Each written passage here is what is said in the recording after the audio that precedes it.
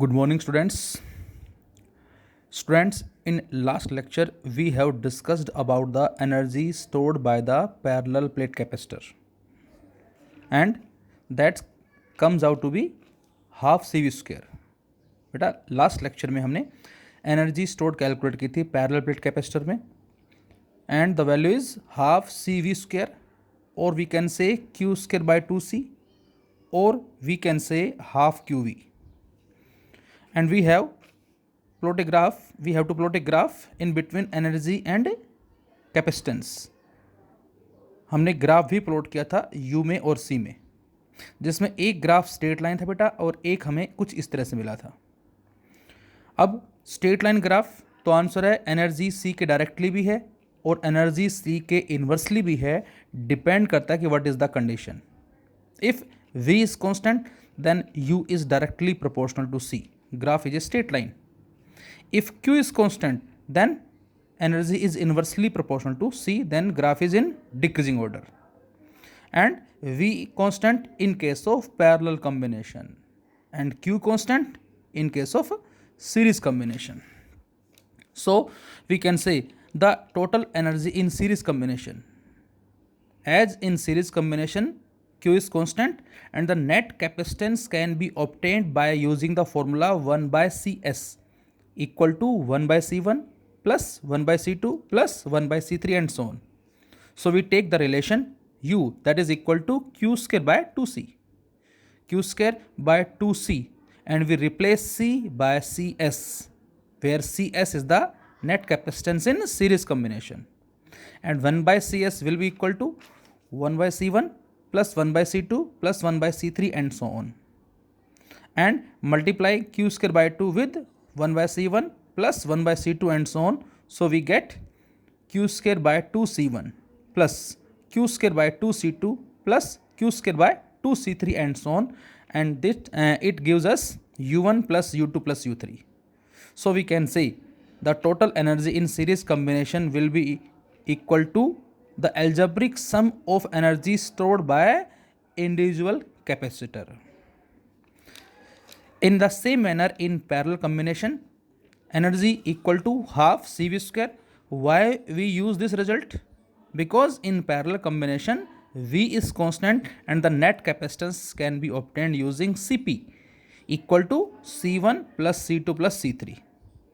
So we take the common V square by 2 and put Cp and replace Cp with C1 plus C2 plus C3, and if we multiply V square by 2 with C1 plus C2 plus C3, then we get half C1 V square plus half C2 V square and so on, and it gives us बच्चों U1 plus U2 plus U3 and so on.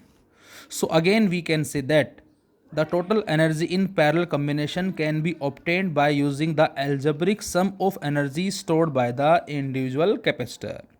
तो series में और parallel में सभी capacitor में जो energy store होगी उनका जो एल्जेब्रिक सम होगा बच्चों, उसको ही हमने टोटल एनर्जी का नाम दिया है. और इसके साथ साथ हमने एनर्जी डेंसिटी भी कैलकुलेट की थी, that is energy stored per unit volume, and the energy is half C V square and volume is A into D. A is the area of plate and D is the plate separation, where C is epsilon naught A by D and V is electric field into separation. So V square E square D square, or our volume A into D. So after solving we get U equal to half epsilon naught into E square, and this is the energy density in free space. बच्चों यहाँ हम क्या मान के चल रहे हैं कि एक फ्री स्पेस है, लेकिन यहां बच्चों यदि हम एक डाइलेक्ट्रिक मीडियम को इंसर्ट कर दें तो क्या होगा. तो आंसर है if a dielectric medium is inserted then. तो अब हमें पता है कि इन दोनों प्लेट्स के बीच में जब मीडियम आ जाएगा तो उस केस में हम इस ई को रिप्लेस किससे कर देंगे, ई नोट को रिप्लेस किससे कर देंगे बच्चों, ई से रिप्लेस कर देंगे. Why? Because epsilon naught is the electrical permittivity in free space and E is the electrical permittivity in medium. And we also know that electrical permittivity in medium जो है वो बराबर किसके होती है, के इंटू फ्री स्पेस वाले के. तो के को बाहर ले लें तो यहाँ से जो एनर्जी डेंसिटी आएगी डाइलेक्ट्रिक्स मीडियम इंसर्ट करने के बाद वो बराबर किसके आ जाएगी बेटा, के इंटू यू के बराबर. तो यहाँ से भी हम इस डाइलेक्ट्रिक कांस्टेंट को डिफाइन कर सकते हैं UD अपॉन में U, where UD is the energy density in dielectric medium and U is the energy density in free space. तो बच्चों फिलहाल अब हमारा इम्पोर्टेंट टॉपिक है जो कि अक्सर हमें कंपटीशंस में काफ़ी बार मिल जाता है क्वेश्चंस के अंदर, और छोटे छोटे क्वेश्चंस भी इस पे कई तरह से पूछे जा सकते हैं। So what is the meaning of common potential? So बच्चों, वी टेक टू कंडक्टर्स और capacitors which are charge by different potentials. हमने दो कंडक्टर्स लिए हैं बच्चों, और जिनको अलग अलग पोटेंशियल से हमने चार्जिंग कर दिया। फर्स्ट जो कंडक्टर है या जो कैपेसिटर है उसका कैपेसिटेंस हमने C1 माना बेटा, और उसके कॉरस्पॉन्डिंग जो पोटेंशियल डिफरेंस है वो हमने V1 मान लिया। तो इसमें क्या होगा कि आंसर है कि जैसे ही बैटरी से कनेक्ट करेंगे तो ये बैटरी इस प्लेट से इलेक्ट्रॉन को पुल कर लेगी, और इलेक्ट्रॉन आने से इस फर्स्ट प्लेट पे क्या आ जाएगा बेटा? +Q आ जाएगा, और इस पे क्या आ जाएगा? -Q charge. तो फर्स्ट प्लेट क्या करेगी? +Q एक्वायर करेगी and the second one is -Q। ये प्रोसेस कब तक चलेगा? जब तक इस प्लेट के कॉरस्पॉन्डिंग पोटेंशियल डिफरेंस V1 ना हो जाए। तो जब इसकी फुली चार्जिंग हो जाएगी, कितना चार्ज स्टोर हुआ? Q1। So Q1 is the charge store across the capacitor C1। So Q1 equal to C1 V1। In the same manner, the second capacitor C2, which is charged by a potential difference V2. So charge stored in the capacitor is Q2, and which is equal to C2 V2. So what is the total charge before sharing? The answer is total charge is Q1 plus Q2, where Q1 is C1 V1 and Q2 is C2 V2. So net charge is C1 V1 plus C2 V2. And we assume this is equation first. So we can say when two capacitor gets charged by different potentials are connected by a conducting wire. अब बच्चों हमने दोनों को एक wire से join कर दिया। तो ये हम पढ़ चुके हैं कि जब भी कभी किन्हीं भी कंडक्टर्स को हम आपस में ज्वाइन करते हैं वायर से तो चार्ज फ्लो करता है। अब चार्ज फ्लो क्यों करेगा? तो आंसर था from the higher potential to lower potential. ये भी हमने स्टार्टिंग में बात की थी बेटा कि जनरली हम सपोज ये मान लेते हैं कि किसी कंडक्टर पे 20 माइक्रोकूलम चार्ज है और दूसरे कंडक्टर पे सपोज करो कहता हूँ मैं 15 माइक्रोकूलम चार्ज है। किसी एक कंडक्टर पे 20 माइक्रोकूलम है और दूसरे पे 15 माइक्रोकूलम है। तो क्या आप इनसे बता सकते हैं कि चार्ज कहाँ से कहाँ फ्लो करेगा? तो आंसर होगा नो। जनरली बच्चे कहते हैं कि यहाँ से यहाँ फ्लो करेगा इस कंडक्टर से। तो बेटा ऐसा कोई ज़रूरी नहीं है, हो सकता है इसका पोटेंशियल ज़्यादा हो। तो यहाँ पोटेंशियल जो है वो डिटरमाइन करेगा, जैसे हमने पढ़ा था प्रेशर डिफरेंस का केस, कि ऐसा कोई ज़रूरी नहीं है कि दो हमने अलग अलग शेप्स के वेसल्स लिए हैं, एक में अमाउंट जो है लिक्विड का वो 20 लीटर है सपोज, और एक में सपोज करो कितना है 10 लीटर है। तो ऐसा कोई ज़रूरी नहीं कि लिक्विड 20 से 10 में जाएगा, वो 10 से 20 में भी आ सकता है। कुछ इस तरह से डायग्राम लिया था हमने, ध्यान होगा आपको। इसमें अमाउंट कितना है? सपोज 2 लीटर है। इसमें अमाउंट कितना है? सपोज 5 लीटर है। अब तो आंसर है जब हम इनको ज्वाइन करेंगे तो लिक्विड यहाँ से जाएगा। क्यों? क्योंकि यहाँ लेवल ज़्यादा है, क्वांटिटी डिसाइड नहीं करती। सेम उसी तरह से यहाँ चार्ज डिसाइड नहीं करेगा, पोटेंशियल डिफरेंस।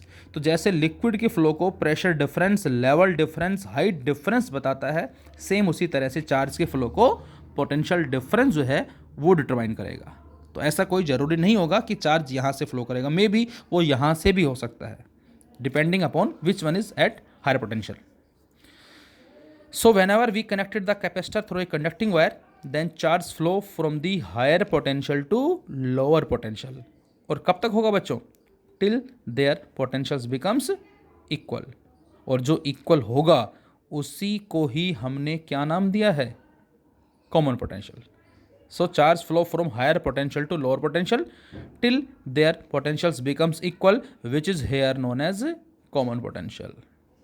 तो अब हमने क्या किया बेटा? इन दोनों को ज्वाइन कर दिया इस तरह से कुछ।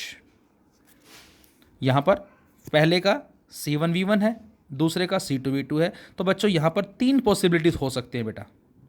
Possibility number 1, if V1 is greater than V2।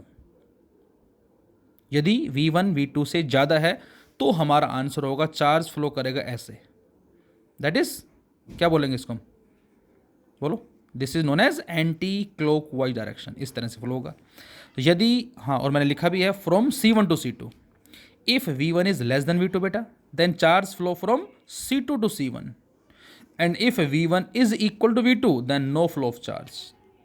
तो उस केस में चार्ज फ्लो ही नहीं करेगा।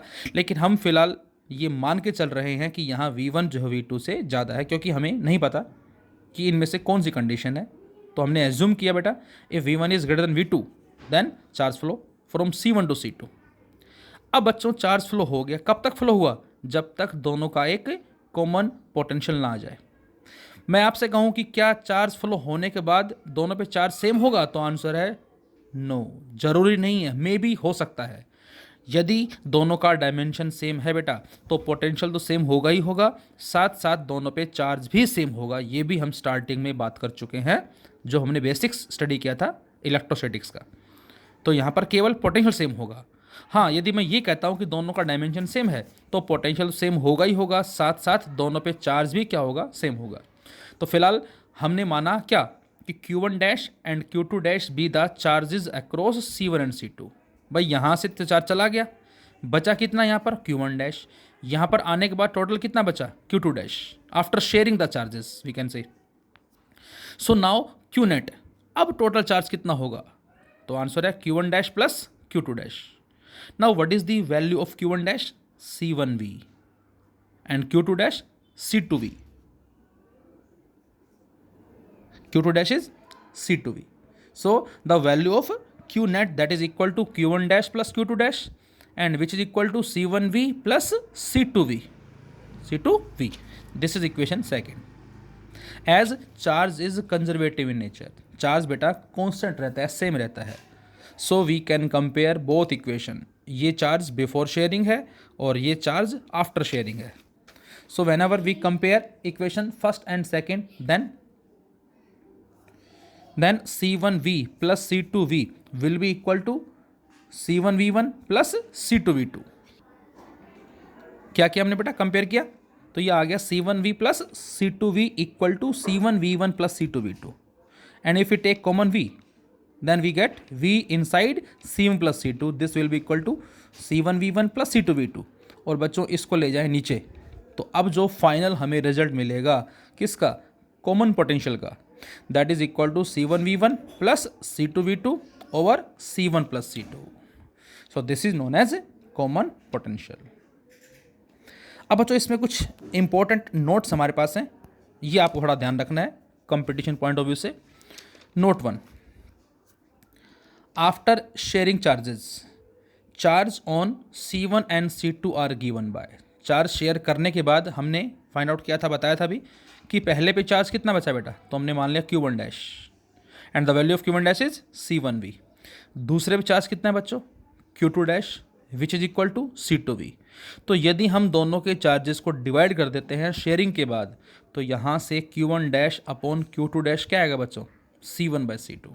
तो इस तरह से भी क्वेश्चन हो सकता है क्या, कि शेयरिंग करने के बाद बताओ कि चार्जेज का जो रेशियो होगा वो कितना होगा। तो first answer is the ratio of charges will be equal to the ratio of their capacitance, capacity का रेशियो जो है वो बराबर होगा चार्ज के रेशियो के बराबर। अब बच्चों यदि मैं कहता हूँ क्या कि जो कैपेसिटर्स हमने लिए हैं वो किस शेप में है, स्फेरिकल शेप में है, मतलब जो कंडक्टर्स हैं वो प्लेट्स ना होके स्फेरिकल कंडक्टर्स हैं। तो यदि स्फेरिकल कंडक्टर हैं तो ये भी हम पढ़ चुके हैं कि स्फेरिकल कंडक्टर की जो कैपेसिटी होती है that is equal to 4 pi epsilon naught into R. So C1 is 4 pi epsilon naught into R1 and C2 is 4 pi epsilon naught into R2, और ये कट जाएगा इससे, तो हमें क्या मिला बच्चों, Q1 dash by Q2 dash will be equal to R1 by R2। तो यहाँ से भी हम कह सकते हैं क्या कि चार्जेस का जो रेशियो होगा वो बराबर किसके होगा, उनके रेडियस के रेशियो के बराबर। कब, यदि कंडक्टर कैसा है बच्चों, स्फेरिकल है। अब एक और इम्पोर्टेंट पॉइंट, ये फर्स्ट है सपोज और ये सेकंड है, हमने फर्स्ट में और सेकंड में दोनों में क्या कर दिया, लेफ्ट साइड और राइट साइड में 1 1 ऐड कर दिया। इधर भी बेटा हमने 1 ऐड किया, इधर भी 1 ऐड किया, सेम यहाँ भी और यहाँ भी। If we add 1 in equation 1 and 2, तो यहाँ देखे ज़रा, Q1 dash upon Q2 dash है, +1 कर दिया। राइट साइड में C1/C2 है, +1 कर दिया। सेम इसी तरह से बेटा यहाँ पर Q1 dash upon Q2 dash पे +1 ऐड कर दिया, और R1 अपॉन R2 में भी क्या कर दिया, +1 हमने लिखा ऐड कर दिया। अब यदि हम यहाँ से एलसीएम लें बच्चों, तो क्या मिलेगा हमें, ये मिल जाएगा बेटा Q1 dash plus Q2 dash upon Q2 dash, और इधर से एलसीएम ले लें, हम सोल्व करें, C1 प्लस C2/C2। अच्छा बच्चों, ये क्या बन गया, Q1 dash plus Q2 dash, मतलब चार्ज शेयर करने के बाद ये पहले का चार्ज है, ये दूसरे का चार्ज है, और हमें पता है क्या, Q1 dash plus Q2 dash क्या होता है, टोटल चार्ज। तो इसका मतलब बच्चों ये क्या बन गया, ये टोटल चार्ज बन गया, इसको मैंने Q लिख दिया, और अपॉन में Q2 डैश। अब यदि यहाँ से क्रॉस मल्टीप्लाई करके मैं आपसे कहूँ कि what is the value of Q2 dash, solve करें, तो क्रॉस मल्टीप्लाई कर दें, तो Q2 डैश की वैल्यू आ जाएगी, यहाँ से देखे जरा ध्यान से, क्या, C2 over C1 plus C2 into total charge. तो ये बड़ा इंपॉर्टेंट रिजल्ट है, आपको यूज़ करना है डायरेक्ट न्यूमेरिकल्स के अंदर, जब भी हमें टोटल चार्ज दे रखा हो और C1 C2 की वैल्यू दे रखी हो, उस केस में दूसरे पे जो चार्ज है किसके बराबर होगा, दूसरे पे चार्ज आया वो बराबर किसका है बेटा, C2, और अपॉन में C1 प्लस C2 इंटू क्या, Q, टोटल चार्ज। और यहाँ से भी सोल्व करें सेम इसी तरह से, तो Q2 डैश क्या आएगा बच्चों, R2 अपॉन में R1 plus R2 into Q, दोनों सेम से रिजल्ट हैं, देख सकते हो आप भाई। यहाँ हम इस C2 की जगह क्या लिख सकते हैं, 4πε0 R2, सेम यहाँ से सेम यहाँ से, तो यही आ जाएगा, तो ये आ जाएगा दूसरे के कॉरस्पॉन्डिंग चार्ज की वैल्यू। सिमिलरली Q1 डैश क्या आएगा बच्चों, C1 upon C1 plus C2 into Q, and Q1 dash is R1 upon R1 plus R2 into Q। तो ये हमारे पास आ जाएगा Q1 dash and Q2 dash की वैल्यू। नाउ नोट नंबर 2, हमने बच्चों एज्यूम किया क्या कि V1 जो बेटा वो V2 से ज़्यादा है। सपोज करें मैंने मान लिया समझने के लिए, क्या, V1 is 20 volt, we assume V1 is 20 volt and V2 is 16 volt. अब यदि V1 20 वोल्ट है, V2 16 वोल्ट है, तो क्या होगा बेटा जब हम ज्वाइन करेंगे, तो आंसर है चार्ज फ्लो। क्यों, क्योंकि इसका पोटेंशियल ज़्यादा है इसलिए चार्ज फ्लो करेगा। अब जब उस कंडक्टर से चार्ज फ्लो करेगा तो इसका पोटेंशियल क्या होगा बच्चों, तो आंसर है अब इसका पोटेंशियल घटना शुरू हो जाएगा। फिर से जब हम दोनों को ज्वाइन करेंगे तो C1 से जब चार्ज जाएगा C2 में, तो C1 से चार्ज रिड्यूस हो रहा है, और हमें पता है क्या कि Q जो है डायरेक्टली किसके होता है बेटा, V के, तो चार्ज के रिड्यूस होने से पोटेंशियल भी घटेगा। तो चार्ज जब जाएगा तो पोटेंशियल घटेगा, और जो C2 है जिसके कॉरस्पॉन्डिंग पोटेंशियल डिफरेंस 16 था, उसमें जब चार्ज जाएगा, क्योंकि वो चार्ज गेन कर रहा है, तो उसका पोटेंशियल क्या होगा, इंक्रीज। और कब तक चलेगा, जब तक एक कॉमन पोटेंशियल ना आ जाए। तो समझने के लिए मैंने लिखा V1 20, V2 16, और V हमने क्या मान लिया, V is the common potential. कितना एज्यूम किया हमने अपनी तरफ से, 18 वोल्ट। तो इसका मतलब V1 जो 20 था वो 18 हो गया, V2 जो 16 था वो 18 हो गया। तो अब आप ये बताओ कि जो कैपेसिटर C1 है उसके पोटेंशियल में कितना चेंज आया, what is the change in potential, तो आपका आंसर होगा 2 वोल्ट। अब मैं कहूँ वो बढ़ गया या घट गया, 20 से 18 हो गया, डिक्रीज हो गया। और डिक्रीज कैसे निकालते हैं बच्चों, इनिशियल माइनस फाइनल, मतलब V1 माइनस V से ही निकालेंगे चेंज इन पोटेंशियल। इसमें आ जाओ, इसका 16 से 18 हो गया, इसका मतलब क्या हुआ, इसका पोटेंशियल बढ़ गया। सो what is the change in potential across C2, बढ़ गया 16 माइनस 18, मतलब फाइनल माइनस इनिशियल। मैं कहता हूँ हमारे पास 10 एप्पल्स हैं और हमने क्या किया, 20 ले लिए, तो कितने हो गए हमारे पास, तो 10 पहले से 20 और आ गए 30 हो गए, इंक्रीज हो गए यहाँ से। मैं कहता हूँ हमारे पास 10 एप्पल हैं, कुछ टाइम के बाद हो गए सपोज कितने, 30, कितने गेन किए, तो आपका आंसर होगा 30 माइनस 10, 20 गेन कर लिए, मतलब फाइनल माइनस इनिशियल। मैं कहता हूँ मेरे पास एप्पल हैं 20 इनिशियली और अब बचे 5, कितना लॉस हो गया, तो आपका आंसर है 15। कैसे निकाला, इनिशियल माइनस फाइनल। तो बच्चों जब कभी लॉस होता है तो बेटा इनिशियल माइनस फाइनल, जब कभी गेन होता है तो final minus initial. So delta V1 is change in potential across C1। कैसे आएगा? V1 माइनस V तो हमने सोल्व कर रखा है, C1 V1 plus C2 V2 upon C1 plus C2, और इसको सोल्व करें हम तो सोल्व करने से ये हमें रिजल्ट मिल जाएगा। इसका एलसीएम लेने के बाद ये कट जाएगा इससे, और यहाँ से हमने C2 कॉमन ले लिया। सो this is the change in potential across C1। In the same manner, और इसको चेंज भी बोल सकते हो या डिक्रीज इन पोटेंशियल भी बोल सकते हो आप, इतना घट गया। Similarly change in potential across C2 कितना हो बच्चों? इसका बढ़ गया बेटा, V माइनस V2।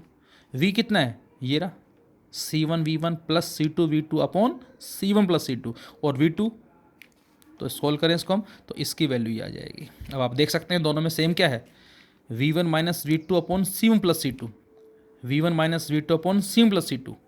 यहाँ डेल्टा V1 है, ऊपर C2 है, यहाँ पर यहाँ डेल्टा V1 है और यहाँ डेल्टा V2 ऊपर C1 है, और यदि हम डेल्टा V1 डेल्टा V2 को डिवाइड करें तो ये बराबर किसके आ जाएगा? C2 by C1। मतलब change in potential across C1 and C2 will be equal to inverse of their capacity ratio, ये इसका मतलब होगा। इसी में हमने नोट थर्ड लिखा है बेटा, ये अक्सर हमें न्यूमेरिकल्स के अंदर मिलता है। क्या? If the second capacitor is uncharged, यदि सेकेंड कैपेसिटर अनचार्ज्ड है तो क्या होगा? तो आंसर V2 0 होगा, और जब V2 0 होगा तो जो फॉर्मूला है V equal to C1 V1 plus C2 V2, और उसको जब 0 रखेंगे बेटा तो इस केस में जो कॉमन पोटेंशियल होगा आपको याद रखना है, that is C1 V1 upon में C1 प्लस C2। बच्चों यहाँ जो हमने कॉमन पोटेंशियल निकाला है, यहाँ ये हमने एज्यूम किया कि हम दोनों कैपेसिटर्स को पैरेलल में ज्वाइन करते हैं बेटा।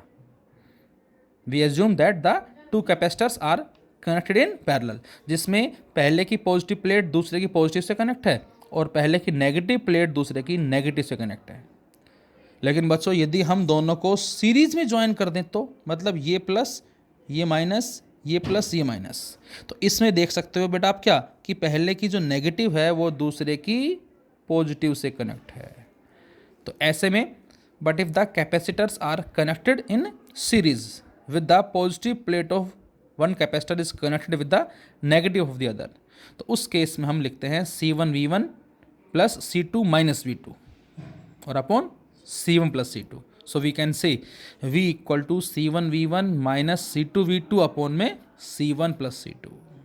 तो ये हम सीरीज के कॉरस्पॉन्डिंग लेके चलते हैं। Thank you.